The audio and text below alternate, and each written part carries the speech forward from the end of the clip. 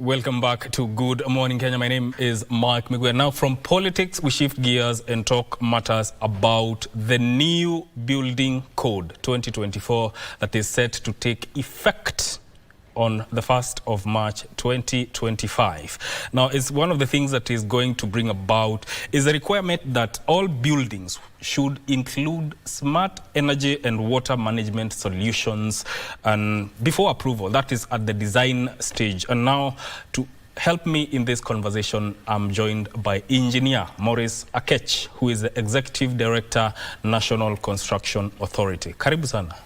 Thank you, Mike. Yes. And also thank you, KBC, for hosting us. Yes. And giving us opportunity to enlighten Kenyans on issues of the new building code 2024 and the advantages it has over the one that is of 1968 that this new building code is repealing. So thank you for this opportunity. Karibu sana. Yeah. Now let's get right into it. The new building code 2024. What provisions does it bring about? Thank you very much. So I have a copy here, which is what is our newest kid on the block in terms of the standards and rules that will guide the design, construction, implementation, as well as maintenance in the building sector from 1st March 2025. This new building code has got a number of advantages that comes with it. First, to set things into context, it's good to appreciate that we have been using a building code that was approved way back in 1968. Mike, 1968 to date is several years. Yes. And a number of things have changed in that space, in the construction sector space, to the extent that we've had issues of climate change, climate design resilient, issues of new materials, new technologies, which are not in tandem with the old code. So this new building code is meant to address some of those shortcomings and the challenges that have been faced in trying to ensure that there is transformation in the construction sector in our industry in Kenya. So the new building code brings a number of things. Number one, there is the aspect of flexibility when it comes to design. The old code was very rigid in the sense that if, for instance, you're doing a wall, basically you're doing a building and building has walls as one of the main components, that wall was prescribed the way it's supposed to be done using which type of stone. For this one, it gives performance requirements. The wall can be made with any material as long as it meets the performance and safety. So the building code has emphasized on issues of order and safety. Order is how things are organized. Safety is how people are safe and secure around where they work and live. So to that extent of flexibility, I think the new code gives a big advantage. There's also the aspect of climate resilient designs. The new building code embraces the issues of design to take care of earthquakes, for instance, which is a natural phenomenon. It takes care of wind, also a natural phenomenon. Takes care of flooding. Remember, not long ago, early this year, we had issues of floods in the country. If the design are done as per the new code, even if the floods come, the building will be able to withstand. The building designed as per the new code will be able to withstand those kind of earthquakes, basically resilient to floods rather, not the earthquake, or even earthquake. Then also issues of landslide. The other thing is about universal access. What that means is that any building designed using the new code should be able to meet the universal access to those who are living with disabilities. They'll be able to access buildings, either whether you are not able to see, you have no sight, or you don't have capacity to use your normal limbs to climb. The building code has already provided that. So buildings will only be approved on the basis of meeting those universal access. There's also the issue of what are the new trends. Every building today, and you and me know that we have what we call AI, artificial intelligence. That's only possible if you have internet. And buildings in this new code will be having provision for plug and play in terms of internet. You don't have to do a building today then tomorrow you want to do internet, you start hacking and chasing the walls or the structures. It will be providing services that are ready to receive the internet. Any service provider for internet will just come to the building and get an entry route to the building, and you have internet for you. The other thing is about water, the water connection, as well as the gas connection will be is provided, among many other things that the new building code provides that were not in the old code. So it comes with a lot, so many advantages, and that's why I want to take this opportunity to thank you for the KBC and the team to give us this, and of course our other media players, as well as the stakeholders who actually participated in bringing this code to its fruition and making what we call a paradigm shift in the construction sector on how we do things come 1st March 2025. Yes. Yeah. Speaking of stakeholders, there's some time that they had said the new legislation that is coming up, that one, it was discriminating roles. How did you address that to come to the conclusion that this we have this document? First, I want to indicate that this particular document is stakeholder driven. The building code is a legislation, a substantive legislation, which means it's a regulation which is backed by a primary act of parliament. For instance, for the building code to be developed, remember the old code of 1968 was under the Local Authorities Act, which was repealed with the County Government Act in 2012, as well as when the new constitution came. So from 2012 to around 2020, the 1968 code that has been existing did not have a home. So there was need to have a home. So how did the new building code come to effect, even in terms of having a platform to develop it? One, there was need to amend the National Construction Authority Act, number 41 of 2011, which introduced an aspect of enforcement and development of the code by the Cabinet Secretary in charge of Public Works, in collaboration with in consultation with the Board of National Construction Authority. So how that came about is that upon amendment of the NCA Act through Parliament, now the ministry initiated the process of developing this code, which, by the way, started many years back, but it was only concluded after the amendment of that act. It's been over 20 years working on this code. Why has it taken that long? Well, because the stakeholders have their views. So all I wanted to indicate is that all stakeholders gave their views. But at the moment of, because I think the question is the feeling of exclusion of some professionals, all I want to clarify is that if you look at how the code has been developed, all professionals and players, including public health sector, which is very key to a building, the use of a building, sanitation, and even the general public, have all made their contribution. But at the point of identifying who actually is having responsibility to public safety, which is identified through the primary acts of parliament. If you look at like paragraph 6 or chapter 6 of the code, it actually mentions that, and it says subject to the primary act of parliament. For instance, we have the engineers mentioned there, we have the architects mentioned there, we have the quantity surveyors mentioned there, we have contractors, we have planners, we have building surveyors. Everyone is mentioned to the extent that they are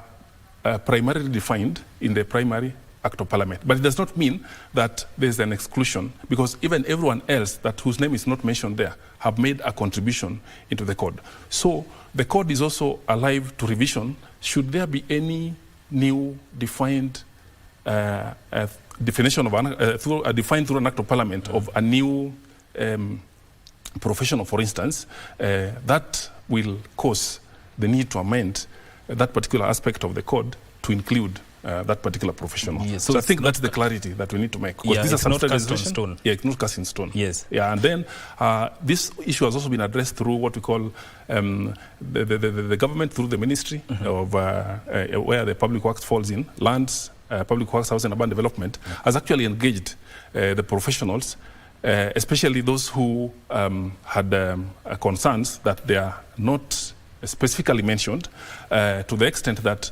their issues are being addressed, and after the legislations are done, then there will be need to amend the code to incorporate them accordingly, because it's a live document. It's not static. Yes. Yeah. Now, you've talked about matters, how it's going to help it has incorporated digital connectivity.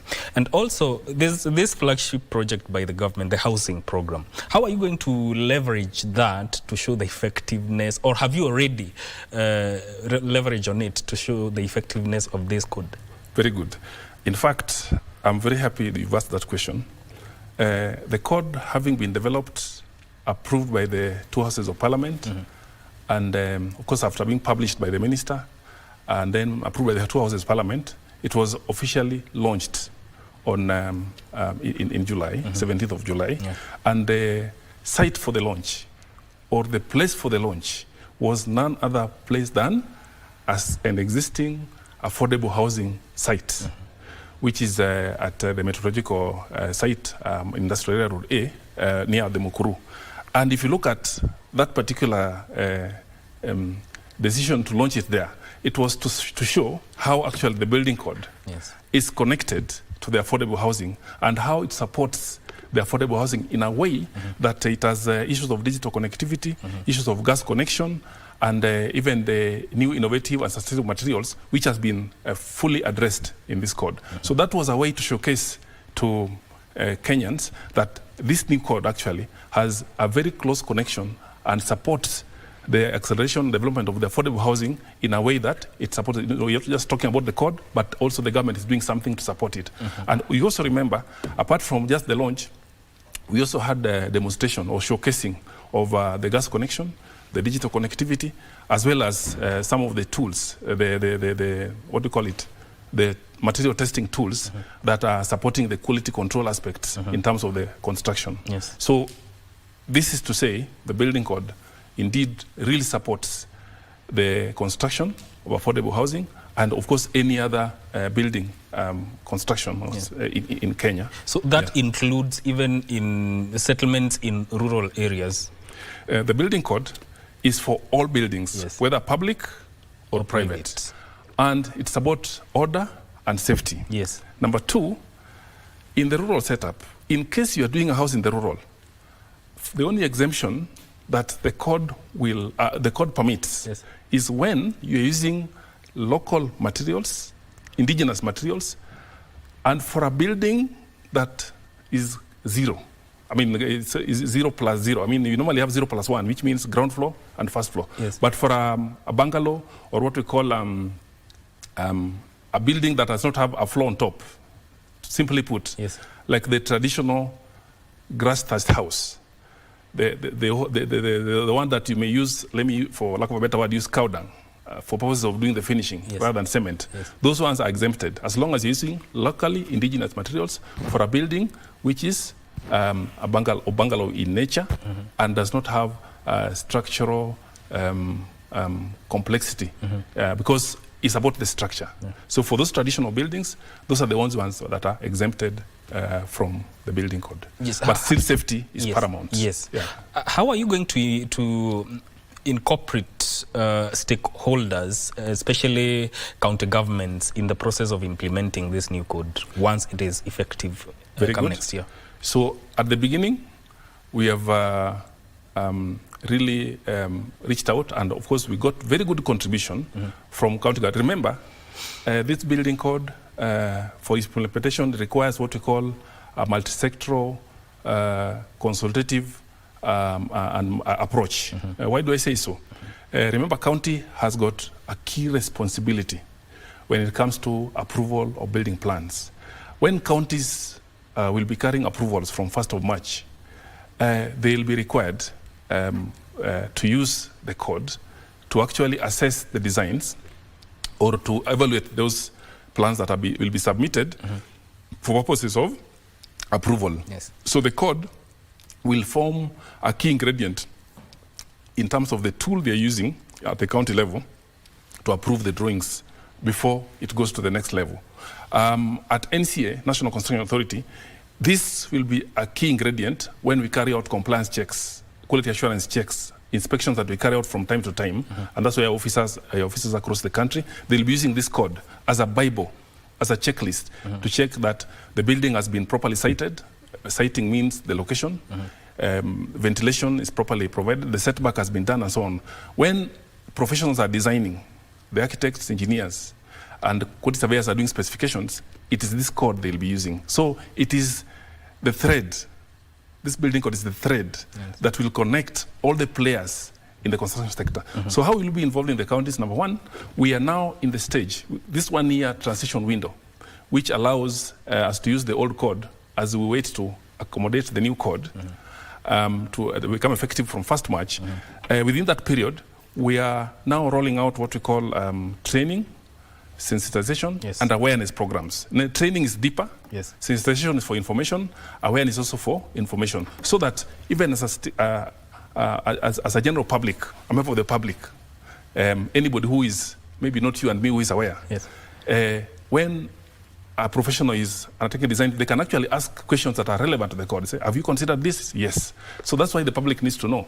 For the technical and the professionals, they need to be trained on how to use the code in a way that once they carry out this code to implement the designs, prepare the designs, it is in compliance or in tandem with what the code provides. So we are in the process, we are currently carrying out sensitization awareness, and I want to appreciate that our ministry, through the State Department of Public Works, has taken a lead role.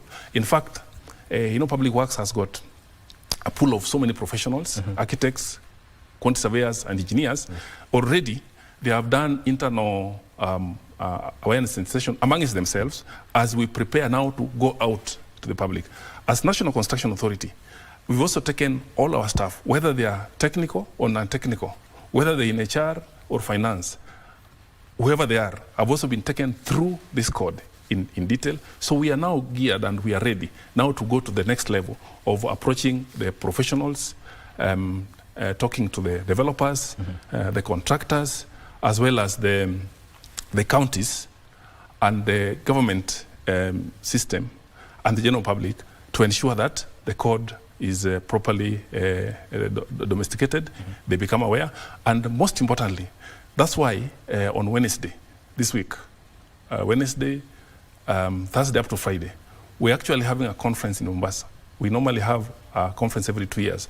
This year, the conference is coming at a time when we've just launched the new building code, and we are saying part of that conference will be showcasing some of the items in the building code, the benefits, and why and how we need to embrace it at that level. So we're in Mombasa, Pride Inn Hotel, coastal region, where we'll be showcasing the building code, among other issues like AI, among other issues like artificial intelligence, that is, among other things like blue economy, and most importantly, the micro, small, medium enterprises. Because remember, construction industry supports a great deal that SME sector. Why do I say so? If you look at construction workers, we've had the president saying that already about 150,000 have been onboarded directly. That's SME sector. So it supports in the affordable housing. That supports the building code in a great deal, because they'll be using the building code as far as the standards to be able to implement the affordable housing, and there's need to have them also know. As well as contractors will also be there, the engineers will also be there, architects will also be there, and of course the county, not just the county of Mombasa, but all the counties are also expected to participate. Yes. Talk about you have mobile material testing labs and also non-destructive testing equipment. How is that going to support quality assurance, especially when it comes to matters construction and the materials used? Thank you for doing very good research in terms of what we've already onboarded, and I appreciate that question. Yes.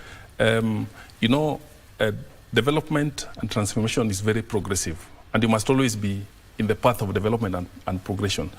So what we have done as National Construction Authority, with the support of our development partners through the ministry, is that we have acquired some high-level, sophisticated testing materials that are not going to be stationed in one place. They're actually in a truck. We have 3 of those trucks that are in each truck. We have a range of tools, testing tools or equipment that are used for checking the quality of construction materials, either just from the quarry or during construction or after construction, which means we can be able to tell whether quality of any material has been met using those tools. For instance, we have equipment for testing concrete. Concrete is this material that is made from ballast, kokoto, sand, changarawe, simiti, and then you add water. Then you mix it nicely to form a homogeneous material called concrete.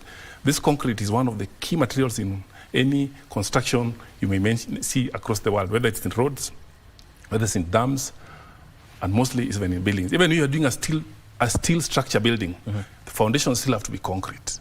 That one you must not wish away. Yes. So this is a very key material that some of the equipment that we have onboarded includes how you can test that concrete when it's fresh, it's just been mixed. Yes. You can tell whether it's of good quality to be placed in its final position, because concrete comes when it is moldable.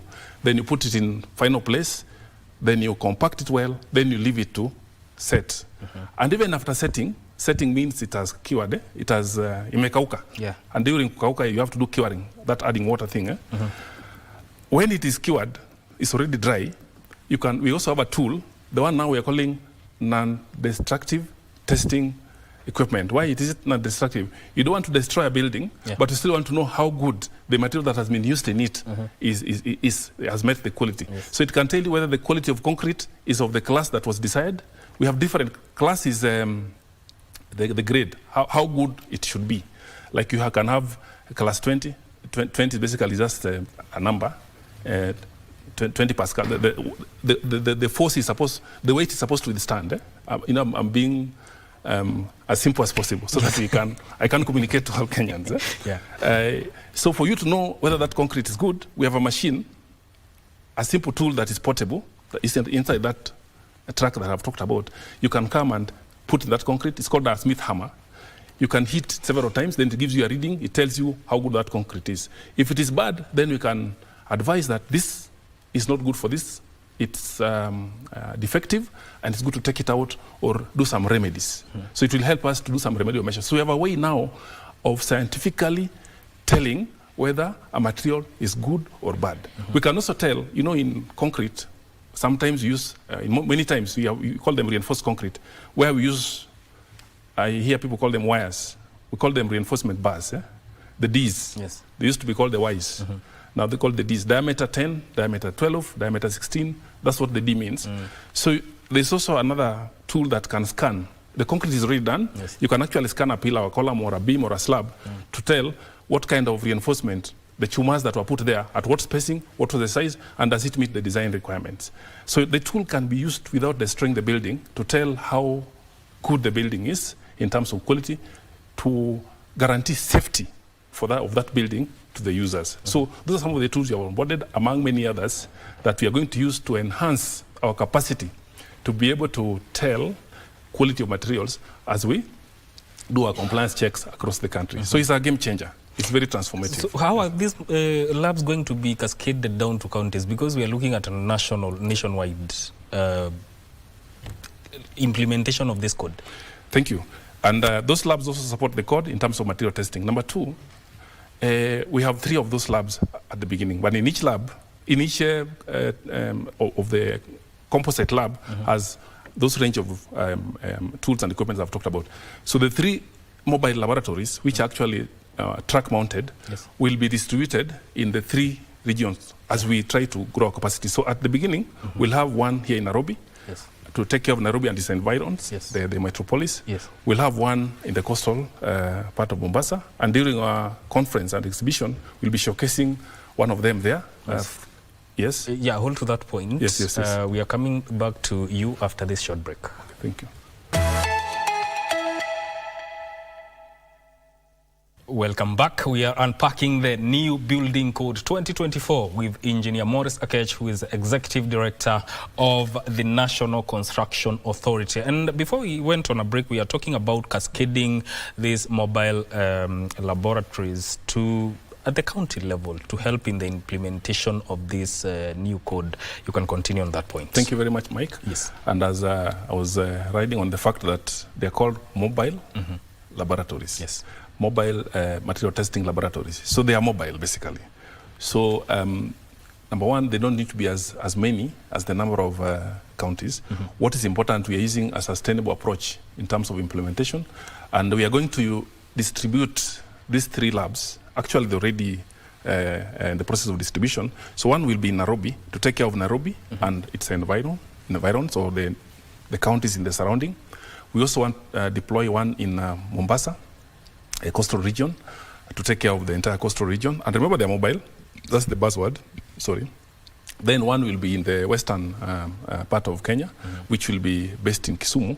And the idea is that testing will be done continuously. One, when we have identified an area where we need to test. Remember, already we have existing framework, or we have laboratories in Kenya which are used either we have public laboratories owned by government or private laboratories for ongoing construction. So this is to augment what's there, number one. Number two, most importantly, is that these labs will be deployed from time to time whenever need arises within the regions where we're going to deploy them. And I think for now, if you divide the 47 counties into 3, the coverage is going to be around 15, 16 thereabout. And you see, because it's not, you're not testing, just like when you go to hospital. It's not that every patient has to go through testing. Of course, triage is important because you have to check your, what they call the vitals. Yes. But most importantly, it's not that every patient who goes to hospital has to go through testing. But yes, there is a need to test when called upon. Number two, we also be using this whenever we carry out our compliance checks, and we have some what we call what I call it, some doubts about the quality, and that's why you have technical officers to discern first of all whether there is they see some doubts or there's some suspicion of the quality of an item in a building. They can use these particular tools to test and then give a report that is verifiable. So it's important to understand that this will actually help capacitate our quality assurance checks to the extent now that we'll be giving very accurate data in terms of a building. We can tell you your building is not good because of A, B, C, D. Yes. The concrete is not in order, the steel is not of good quality, or even during just the excavation, we have one that can actually tell how good the soil is. It's called a cone penetrometer testing machine, which is normally used to check how good the foundation is. Yes. That can give a quick indication of whether you have a good foundation soil or not, even before you proceed. So in a nutshell, it's going to enhance the level of quality in a proactive manner rather than reactive, so that we're able to move as a country towards safe zone, 100% safety. And actually going to impact or reduce cases where buildings are falling left, right, and center, especially during the rainy seasons. A great deal. This for us is a game changer, and we believe that building collapsing should actually be a thing of the past, unless it's an accident which may not have been foreseen, or it's a natural calamity which may not have been catered for at the time of design. You know, we cannot escape from the fact that there are people who like shortcuts.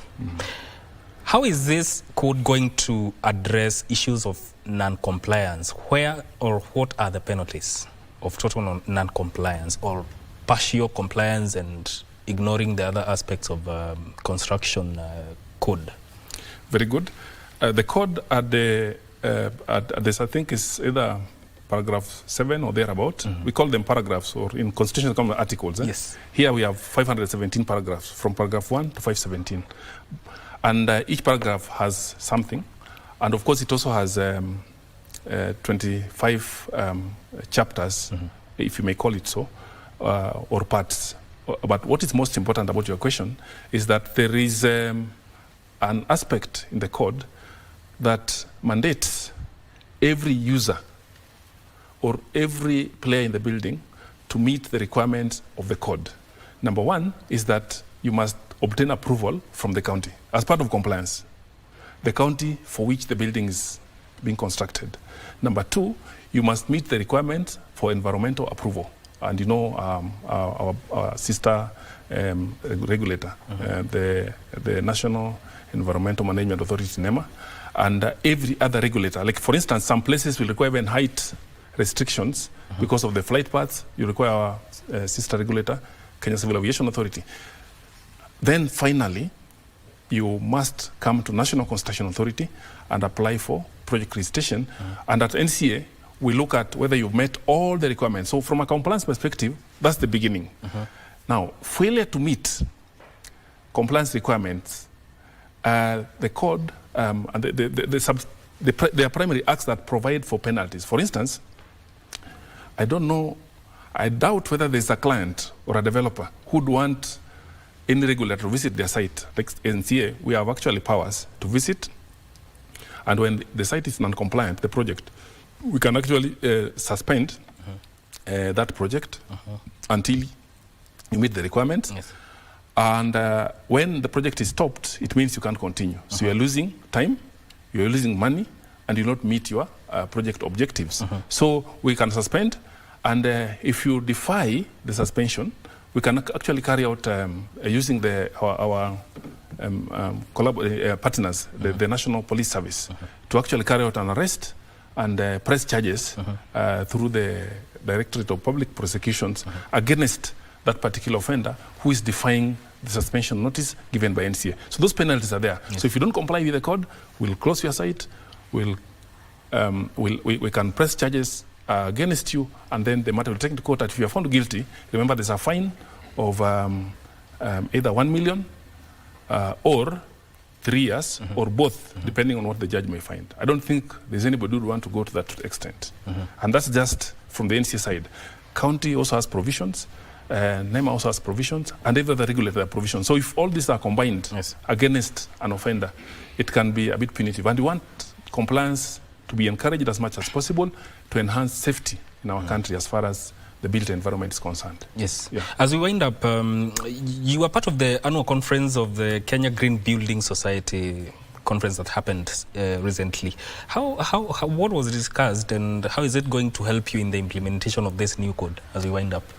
Number one, I want to appreciate stakeholders in this space, the built environment, because since the launch of the code, we have seen a lot of collaboration and partnership in terms of cascading and discussing issues in the code. So in that conference, we were invited as partners to showcase how the building code is aligned to the issues of green and sustainable construction. And that's what we're actually demonstrating as far as that conference was concerned. So we're actually indicating that the code provides for sustainable construction, which supports green construction. It also supports climate action requirements, and so on and so forth. So our role, basically, was to showcase how the new code is aligned to the issues of sustainable construction in a manner that we safeguard the climate and the environment for our future generations.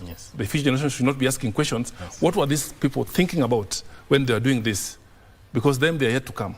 Or even, so that was the idea. So the conference was supporting, was giving us opportunity to showcase some of the things that are in the code that supports green construction. And I also want to indicate the same things will be discussed in the conference I mentioned that we're having in Mombasa from Wednesday this week, that's after tomorrow, all up to Friday.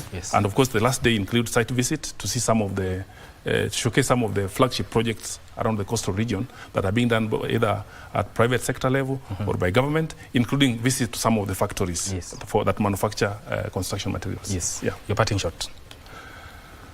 Thank you, Mike. Always looking forward for an opportunity to talk to Kenyans about what we are doing at National Construction Authority, as well as our newest kid on the block, the National Building Code. As I wind up this show, and as I appreciate KBC, I want to indicate to Kenyans that this code is coming as a way of promoting order and safety when it becomes effective. So we need to look forward to embrace it. We need to look forward to support it so that we have a safe built environment to walk around, to live in. We are all going to benefit from the impact of what this code will bring to the industry. So all we're asking for from all Kenyans, all walks of life, to support this. Everyone indeed will benefit. If there's anything, because it's a live document, if there's anything that requires need to amend, I think the doors are open, and at that time when amendment is called upon, we'll always amend as we have a document. Right now, if we work on a defeatist manner, that, we can't support this code, this and this is not there, then we'll still be stuck with the 1968, and what that means is that we'll just be where we were more than 6 years ago, yes, which is not a good thing. Yeah. So let's support the code. Yeah. And as I wind up also, I want to invite everyone who is the construction industry stakeholder to come to Mombasa from Wednesday, join us at Pride in Paradise, where we'll be having a conference to showcase some of these things across, among other things that we do in the construction industry in Kenya. Asante sana, engineer. Thank you. That was our time. Thank you. Now, I hope you have learned a thing or two, because we are entering in a new era thanks to the new Building Code 2024. Now, this is where we cap this conversation. My name is Mike Migwe, but don't go too far. Good Morning Kenya continues shortly. Good morning.